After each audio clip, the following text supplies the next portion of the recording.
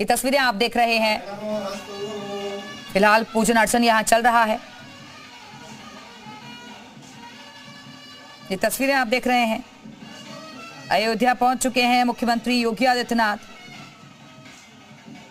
तमिलनाडु के रामेश्वरम में स्थित रामनाथ स्वामी मंदिर की तर्ज पर ही अयोध्या में राम स्वामी मंदिर का उद्घाटन करने के लिए मुख्यमंत्री पहुंचे हैं। फिलहाल विशेष पूजन अर्चन किया जा रहा है। तो रामेश्वरम में जिस तरह की शिवलिंग मौजूद है उसी तरीके की शिवलिंग का उद्घाटन और प्राण प्रतिष्ठा की जा रही है। ये पहली बार है जब अयोध्या में साउथ इंडिया से कोई शिवलिंग बनकर आया है और यहां पर स्थापित हो रहा है।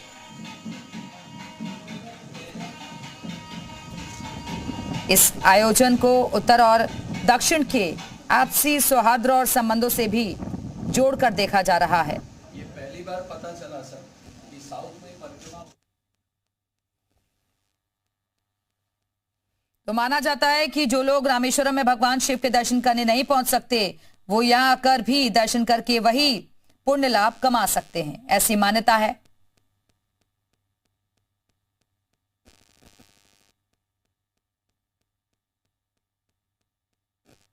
ये फिलहाल तस्वीरें आप देख रहे हैं रामनगरी की तस्वीरें हैं जहां मुख्यमंत्री पहुंच चुके हैं। खास तौर पर मंदिर में विशेष सजावट की गई है। और इसी खबर पर और ज्यादा बातचीत के लिए हमारे साथ हमारे सहयोगी मयूर शुक्ला इस वक्त जुड़ गए हैं। मयूर, तस्वीरें हम देख रहे हैं कि मुख्यमंत्री पहुंच चुके हैं रामनगरी में। इसको लेकर रामनगरी में भगवान शिव की आराधना करने मुख्यमंत्री योगी आदित्यनाथ पहुंचे हुए हैं।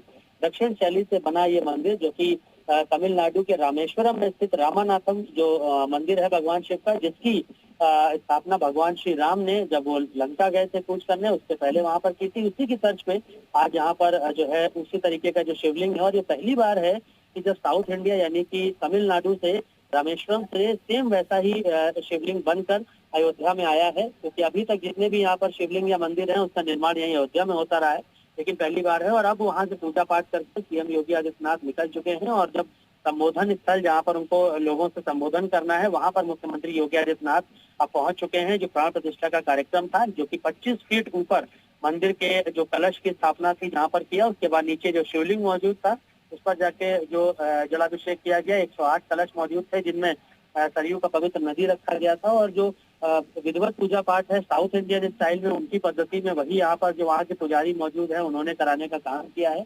और अब इस शिवलिंग की स्थापना यहाँ पे हो चुकी है। साउथ इंडियन स्टाइल में पूरा मंदिर बना हुआ है, पूरा प्रीमाइसेस ये जो है साउथ इंडियन स्टाइल में ही बना हुआ है। तो कहीं ना कहीं उत्तर को दक्षिण से कनेक्ट करने का भी काम मुख्यमंत्री योगी आदित्यनाथ ने किया है। यहाँ के पुजारियों का मानना है कि जिस तरीके से भगवान श्री राम ने नॉर्थ से साउथ को जोड़ने का काम किया था, वैसे ही अब मुख्यमंत्री योगी आदित्यनाथ भी देश भर के बड़े जो है नेता बनते चले जा रहे हैं। और क्योंकि वो खुद मयूर, सीएम के साथ और कौन कौन मौजूद है? सीएम के साथ सिर्फ सीएम योगी आदित्यनाथ के साथ जो साउथ इंडिया के जो पुजारी हैं, जो प्रमुख हैं, वो यहाँ पे मौजूद हैं। और संघ के कुछ पदाधिकारी और विश्व हिंदू परिषद के कुछ पदाधिकारी मौजूद हैं। पॉलिटिकल लोग बहुत कम यहाँ पर फिलहाल जो है नजर आ रहे हैं। लेकिन अब संबोधन सीएम योगी आदित्यनाथ का कुछ देर में होगा, तो ऐसे में ये देखना होगा कि राम की नगरी अयोध्या से एक बार फिर से भगवान श्री राम को लेकर या अयोध्या को लेकर कोई बड़ी बातें सीएम योगी आदित्यनाथ कर सकते हैं।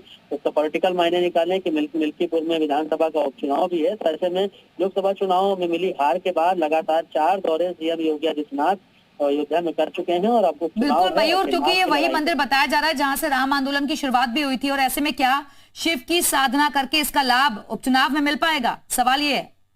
तो देखिए सवाल यही है और यही मायने भी निकाले जा रहे हैं। जिस तरीके से भगवान श्री राम ने भगवान शिव की स्थापना की थी, शिवलिंग की वहां पर पूजा पाठ किया था और लंका पर विजय हासिल की थी, उसी से जोड़ के इसको देखा जा रहा है कि ये वही जगह है जहाँ पर राम मंदिर आंदोलन की शुरुआत हुई थी। उसके बाद अब यहाँ पर देव स्थान बन गया है, वही शिवलिंग यहाँ पर स्थापित हो रहा है। और यहाँ पर पूजा पाठ मुख्यमंत्री योगी आदित्यनाथ करेंगे तो अपने जो उनके विपक्ष हैं उनके ऊपर कहीं ना कहीं उनको जीत हासिल होगी। और कहीं ना कहीं धार्मिक एंगल से, पॉलिटिकल एंगल से भी ये दौरा इनका आज का बहुत ज्यादा मायने रखता है, क्योंकि राम भगवान का नाम लेकर ही लोकसभा चुनाव में बीजेपी उतरी थी, लेकिन जो फायदा मिलना चाहिए था उसका बिल्कुल विपरीत अयोध्या में हुआ। सभी अयोध्या मंडल की जितनी भी सीटें थी वो हारने का काम किया बीजेपी ने। तो ऐसे में अब उनके लिए ये नाक की लड़ाई है कि भगवान श्री राम के दर पे यानी कि उनके स्थान पर अगर बीजेपी को हार का सामना करना पड़ेगा तो कहीं ना कहीं पूरे देश और दुनिया भर में गलत मैसेज जाएगा। तो ऐसे में पूरी जी जान मुख्यमंत्री योगी आदित्यनाथ ने अब अयोध्या में लगा दी है। खासतौर पर जहाँ 10 जगह पर विधानसभा चुनाव होने हैं, हर जगह पर लगातार जा रहे हैं अपने दौरे बिल्कुल करने। मयूर, क्योंकि आजकल अलग अलग सभाओं में हम देख रहे हैं कि मुख्यमंत्री योगी आदित्यनाथ और सपा अध्यक्ष के बीच काफी जुबानी हमले हो रहे हैं। हो सकता है कि यहाँ पर भी जब संबोधन होगा मुख्यमंत्री का तो एक बार फिर से निशाने पर समाजवादी पार्टी ही होगी। बिल्कुल, देखिए ये पहली बार है कि इतनी ज्यादा सीटों पर, यानी कि 10 विधानसभा चुनाव की सीटों पर इस बार चुनाव होने वाला है। तो ऐसे में ये एक तरीके से अगर कहें तो कोई ये छोटी लड़ाई नहीं है, और ये 10 सीटों पर बड़ा मायने रखेगा और बड़ा मैसेज भी देश भर में जाएगा कि किसकी जीत हासिल होगी। हालांकि 5 जो विधानसभा की सीटें हैं वो भाजपा के कब्जे में रही और 5 समाजवादी पार्टी के। तो ऐसे में बीजेपी के यही प्रयास है कि अपनी 5 तो बचाई ही जाए, इसी के साथ विपक्ष के जो घर में भी जो है घेराबंदी करके वहां पर सेंधमारी करने का काम किया जाए। यही वजह है कि अपने कंधों पर जिम्मेदारी योगी आदित्यनाथ ने सभी 10 सीटों पर उठा रखी है। हालांकि जो दोनों डिप्टी सीएम हैं और पार्टी के पदाधिकारी हैं, अन्य मंत्री हैं, उनको भी जो है जिम्मेदारी सौंपी गई है। वो भी अपने अपने विधानसभा क्षेत्रों में दौरे कर रहे हैं, वहां पर प्रचार करने का काम कर रहे हैं। लेकिन फिलहाल जो लड़ाई है वो इस समय अखिलेश यादव और सीएम योगी आदित्यनाथ के बीच देखने को मिल रही है। दोनों एक दूसरे पर बयानबाजी करते हुए नजर आते हैं और आज अब देखना होगा कि हम अपने संबोधन में क्या। बिल्कुल मयूर, और क्या राजनीतिक लिहाज से भी इस बीच जब क्योंकि मुख्यमंत्री पहुंचे हैं तो क्या कोई बैठक भी हो सकती है?